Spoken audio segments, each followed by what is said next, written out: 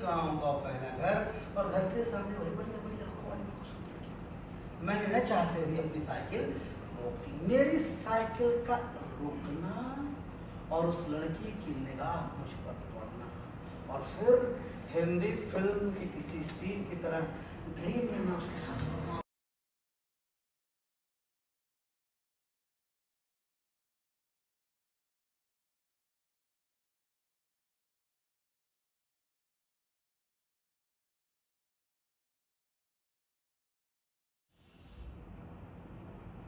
Dream तब टूटा जब उस लड़की की मम्मी और गांव के रिश्ते में मेरी बुआ ने कहा कि अरे बबुआ, रास्ते में लोगों को पहचानता नहीं। अरे बुआ नमस्ते, वो आप लोग थी। तभी मैं सोचूं कि कुछ पहचाना पहचाना सा लग रहा है। हाँ पहचाना पहचाना, अनुष्का कह रही थी मम्मी ये मामा के गांव थोड़ा लगता है। अरे ये अनुष्का है, कितनी बड़ी हो गई है। हाँ कितनी बड़ी हो गई है, इतनी सी थी तब देखा था। अरे बड़े तो तुम भी हो गए हो, पर ये कौन सा बड़ा हो रहे हो बेटा।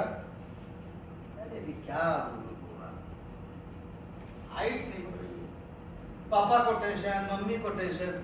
पता नहीं किसने एडवाइस कर दिया कि इंजेक्शन लगवा दो, हार्मोन्स की बॉडी बढ़ जाएगी। हार्मोन्स का इंजेक्शन लगा, डिसबैलेंस हो गया, ऊपर की वजह बगल से बढ़ रहा। अनुष्का मुझे देख कर मुस्कुराई। मैं बुआ से कम और अनुष्का की तरफ ज्यादा देख रहा था। काफी देर तक हमारी बातचीत होती रही। फिर बुआ ने पूछा किस क्लास में गए। बुआ इस बार इंटर फाइनल का एग्जाम दिया हूँ और इलाहाबाद विश्वविद्यालय में भगवान ने चाहा तो एडमिशन हो जाएगा। ठीक है बुआ, फिर मिलता हूँ। मैं घर आ गया था। अनुष्का के काले घुंघराले बाल, लाल गुलाबी होठ, है यकीनन मैं पागल हो रहा था। आईने में जब मैंने अपने आप को देखा तो मुझे फील हो रहा था मिस्टर पप्पू जवान हो गए बेटा, क्या करना देना है।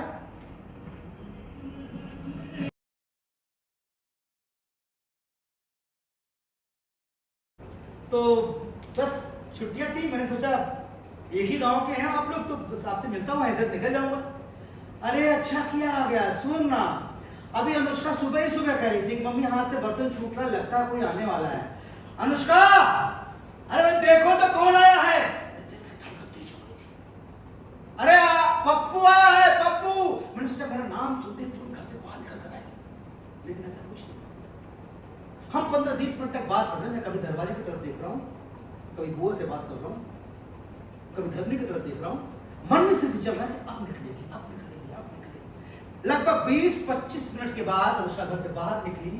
उसके एक हाथ में बुक्स था, दूसरे हाथ में ट्रे के अंदर का वो चाय लेकर हमारे सामने आई। हमारे सामने उसने चाय रखा और ये कहती हुई चली गई कि मम्मी कॉलेज के लिए देर हो रही है और मैं जा रही हूँ।